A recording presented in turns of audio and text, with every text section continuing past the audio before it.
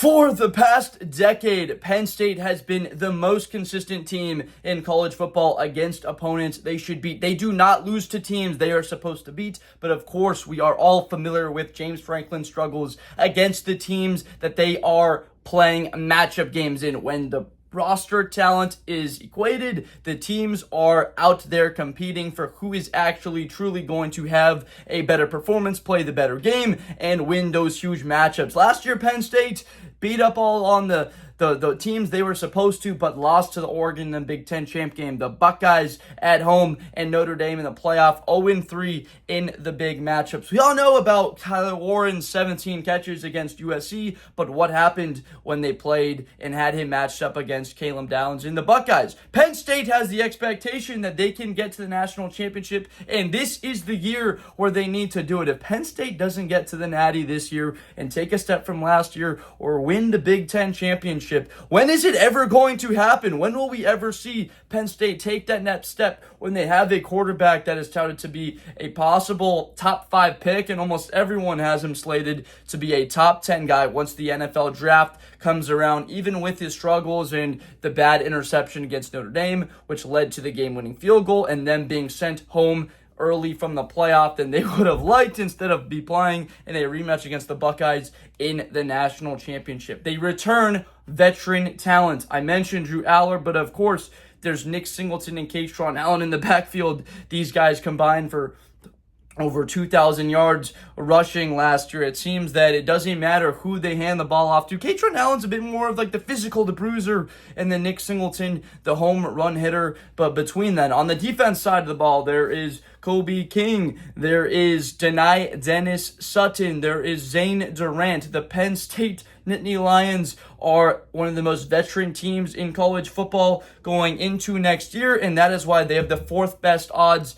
to win the national championship. So what does the 25 season look like? Let's get into it, the preview and predictions. They start off the season in a very easy way. The slate looks just fine for them to roll off 3 wins to start the year before the bye week, and then the whiteout game against Oregon. Nevada's who they have first at Beaver Stadium, 51-9. I have them just running the football right down their throat and having a number of takeaways. Week 2 against FIU, 58-10. We see a little bit more of Drew Allar open it up. Why do we have confidence in Drew Allar? It's because of who they brought in via the transfer portal. Kyron Hudson from USC, and they brought in Devontae Ross. This is going to be a new look for Penn State next year as far as the receiving core goes. And then there's Luke Clifford at tight end. He won't produce what Tyler Warren did last year, but he's certainly going to have a very solid impact, and they're going to look just exactly like they did last year, just probably Drew Allar being a little bit elevated and a better pocket passer. Villanova, week 3, have them winning 40-10. A great start to the year. That's, of course, what's expected, and no one would at all expect any of these games to be remotely or whatsoever close. The bye week hits, and Penn State isn't having a noon game. It's not an afternoon, late window. It's the whiteout. NBC, Todd Blackledge, no Eagle on that call. I won't be at the whiteout because I frankly am going to be tuned into that game, as well as Alabama at Georgia's the same night. Looks to be set up as one of the most fun windows of college football the entire season, arguably number 1 already. This could be a top 5 matchup. It's for sure lock it in to be a top 10 one. But Oregon at home, they have now, of course, Dylan Gabriel leaving, and they bring in Dante Moore to be the starter. Last year he was on the bench. His year against UCLA, many people are saying to throw it out because he under Chip Kelly for some reason. They don't want that to be taken into account and just look past it. He's going to have weapons on offense, and my first hesitation about it is there's no Evan Stewart.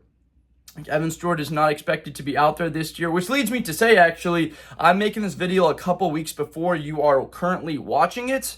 My current version of myself is going to be in Africa, Tanzania for the Great Migration. Obviously, it would be difficult to record content out there before the year, so I came out with this stuff a couple of weeks. So if there are updates and things that impact these games that I'm not aware of course, I'm not a future teller to know that, but just want to let you know that would be why some information would be inaccurate. But Evan Stewart is not expected to be on the field at all for Oregon next year. A huge blow in a guy that was expected to be a top 12 wide receiver in college football. DeCorian Moore, the freshman, just top 10 recruit coming into this Oregon team, is expected to be a factor right away. How is Penn State going to hold up A.J. Harris on the outside, being able to defend him? He's a possible, not a Jeremiah Smith level impact, but quite a big impact on what Oregon to do. The dude just takes it to the house when he gets the football in his hands, and he's a first down machine. Of course, Mekhi Hughes comes over from Tulane.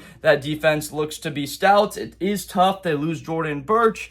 They lost their focal point in the middle of the defense and Derek Harmon, Jeffrey Bassa, but they still do return Mateo Uyunglele on the edge of that defense, who might be a top 10 edge defender in college football. They get the win in the whiteout game. Fans, everybody's hyped up for that one. It's absolutely crazy. 106,700 people, probably the capacity for the whiteouts. 4-0 Penn State heads out to the Rose Bowl. I'm in Los Angeles. Might decide to go to that, or I might not, because of the fact I don't think it's going to be that close. Nico Iamaleava gets to test that Penn State dominant and terrific defense. Don't think it's going to be, frankly, all that close. Tony Rojas and Zakee Wheatley, these are more players for Penn State that could have a huge day against Nico Iamaleava ranging. Remember, again, they are returning a number of guys in that secondary, in the middle of the defense, up front, that can have large impacts on just about every football game they play. The following week, they're 5-0. They play Northwestern. 36-7 is the score that I have. Northwestern at home. Don't see any reason for trouble in that. Again, remember, James Franklin does not lose to teams he's supposed to beat, and they're able to lean on it. Drew Allar getting rid of the turnovers a year ago and really just leaning on the quick, easy completions and his legs. He's a lot more mobile than people give him credit for. If you remember him with the banged up knee against Ohio State, he was picking up yards, and wasn't he like the leading rusher in that game? I believe he was. So 6-0 at Iowa. Of course, the Hawkeyes offense was not what they wanted it to be with Cade McNamara coming over from Michigan. They had stalled. Caleb Johnson was everything they had, and then it had been Torrey Taylor just pinning people down inside the 10. That's how they'd win football games. Running the ball and punting the ball. Have Penn State beating Iowa, and the bye week comes at a great time. 7-0 Penn State before they head out to the shoe to face the Ohio State Buckeyes. Now, the last 2 years, Penn State has not mustered a real-time offensive touchdown. It has been 8 quarters since they have scored. They didn't score, frankly, an offensive touchdown that mattered. They had a garbage time one in the fourth quarter against the Buckeyes in that year when there was Marvin Harrison Jr. on the outside and with Kyle McCord. And then last year, really, it was just that pick with Davison Igbinosun coming up with it in the end zone. Tyler Warren not getting the ball for some crazy reason inside the 5-yard line. Penn State wants to run the ball up the middle on Tyleik Williams and Ty Hamilton, and they just get stuffed, bringing it down to the 1-yard line, try and throw the football, pivot it in there, and then Caleb Downs in the coverage. They lose. Have a similar result. Penn State losing 23-16. Not a lot of indications say that this is going to be a high-scoring game because of how good the defensive football will be. Matt Patricia's the new defensive coordinator for the Bucs, and of course, Jim Knowles coming over to be the defensive coordinator. Can't believe I waited about 9 minutes to mention Jim Knowles as the defensive coordinator for Penn State, but of course, it's a great time to bring it up against the Buckeyes. Why the Buckeyes win? They're able to limit Allen and Singleton like they did the last 2 years and really lean into Caleb Downs in the middle, making plays and stops and Sonny Styles to be one of the best linebackers in football. And when they need to, that out pitch, as Joel Klatt talks about, is going to be Jeremiah Smith every single game. How can Penn State limit him similar to the way they did last year? 7-1, Penn State plays Indiana at home, back at home, 30-17. I have them winning. Fernando Mendoza is getting a lot of hype. Of course, it's a lot easier when you have a player like Elijah Surratt, who just might be like the best back shoulder type receiver. That's what Indiana ran a lot last year. Mikhail Kamara is a top 10 edge defender, pass rusher going into the 2025 season. And Kurt Cignetti has those guys ready to go and to play at a high level next year. They certainly could be right in the mix for a college football playoff appearance for the second straight year. But Penn State with an easy win. Then they've got Michigan State on the road, 43-6. Very little indicators suggest that this is going to be that close of a football game. Penn State needs to win out to get to the Big Ten champ game after losing to the Buckeyes. And then a game at home against Nebraska, 28-24. Why do I have them winning?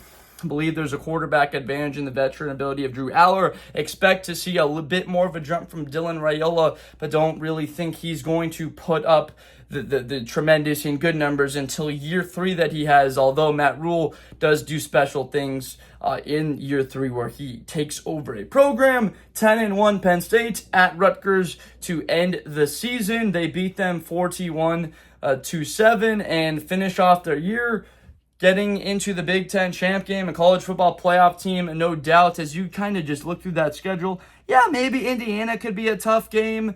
At UCLA doesn't figure to be. So really, it's like Nebraska maybe, at Iowa could be, of course, Ohio State, and of course, Oregon as being the games of the highest difficulty overall, 11-1. Let me know in the comments what you think of the Nittany Lions next year. How far you think they're going to go overall. Do they get back to the Big Ten champ game second year in a row under James Franklin and Drew Allar? And whether or not you agree with my predictions and what I have as far as a preview or a couple of guys that I missed out and should have mentioned in this video. Please subscribe for more content as we get set for the start of the college football season. So fired up for this. You can catch me live streaming about 6 days a week for NFL and college football content on YouTube, Instagram, TikTok, all of it. And then just drop any comments, suggestions below for other content you want to see in the future. And as always, please have a great rest of your day, and I will see you next time. Best player in college football. That Georgia and Ohio State game, New Year's Eve, is going to be a classic. Josh Blunder, hi everybody, I'm Josh Blunder. To the 40, 35, 30, Espinoza to the 20.